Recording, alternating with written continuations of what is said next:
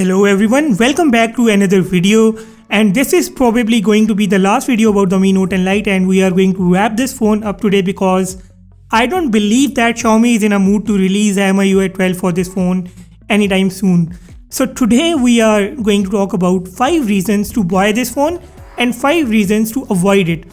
If you are new on the channel, please hit the subscribe button and also press the bell icon to turn on the notifications. If you like this video at some point, do hit the like button as well. Alright, the Mi Note and Lite has been around for a while, and if you are watching this video, you have probably seen my entire coverage of this device. This device came out as an impressive one and absolute bang for buck phone on paper.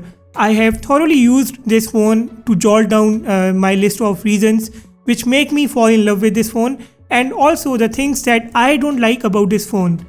So let's start with the positives first of all. The very first reason I would recommend this phone is of course its display. A curved Super AMOLED HDR10 supported Full HD Plus screen with Gorilla Glass 5 on the front, something that's not even offered in many flagship devices.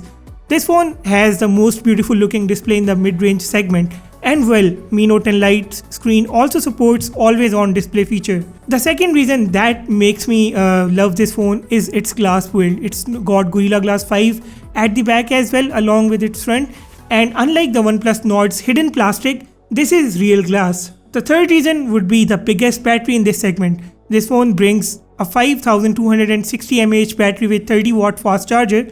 The battery capacity is outstanding, but there is a lot of room for improvement, and I am going to contradict my own statement in a while, giving Xiaomi the temporary leverage for improving the battery performance. The fourth reason to pick this phone up would be its camera sensor. This phone is using Sony IMX686 sensor. Yes, the same sensor that's been used on the Redmi K30 Pro and also on the Poco X2. This camera captures immensely good looking broad daylight images with controlled exposure, and the best part is that it's got EIS for the 4K video recording. The last reason to pick up the Mi Note and Lite would be its Qualcomm Snapdragon 730G chipset. It's a fairly decent chipset with very good performance. Although there is a lot of room for improvement, Mi Note and Lite is offering us a better chipset than its competition. That sums up the reasons that made me fall in love with this phone, and now let me tell you what I don't like about this phone. First of all, this phone comes with 64GB or 128GB internal storage, and there is no microSD card slot. So if you are going to pick up the 64GB or 128GB variant, you are going to be stuck with what you are getting out of the box. A microSD card slot would have been a great addition here. Despite a great screen that stands apart from the competition, I don't like that water drop notch at the top. While the world is moving towards punch hole screens, Xiaomi has opted for a rather old-fashioned display. A screen with punch hole could have made this phone something out of this world, but I believe this is going to be a very subjective choice and many of you won't agree with me. So let me know, what do you think about this? Not having a microSD card slot leaves the Mi Note and Lite owners in a street with a dead end, but the next reasons to avoid this phone are not something conclusive. I mean, Xiaomi can definitely fix what I am going to talk about. The Mi Note and Lite's screen has touch latency issues. Many of you have commented under my videos that you are not facing such issues, or the issues around the edges are not the problem here.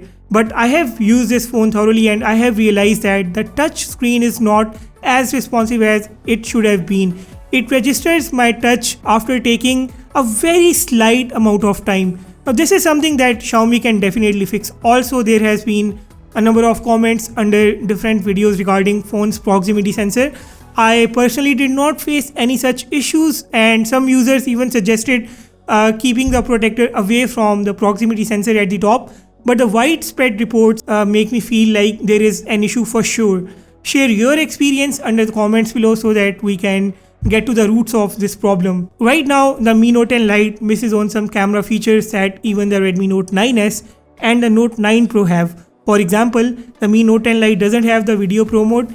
It also cannot shoot slow-mos from its front camera. So this is another reason to delay this phone's purchase. You may wait until Xiaomi releases an update with these features. The last reason is the battery performance. In my initial battery drain test, this phone performed great, but as I started using it in real life, the results were a bit different.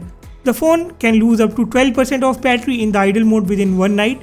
This is not good at all. And yeah, this phone has a load of ads that you can do nothing about. So if you are already used to the MI UI, good for you. But if not, and you are considering a Xiaomi or Redmi phone for the very first time, I would say think again and know what you are signing up for. So that sums up the entire list. Make sure to share your thoughts in the comment section below. If you found this video useful, drop a like, and if you loved it, make sure to hit the subscribe button. With that said, I will sign off and see you all in the next video.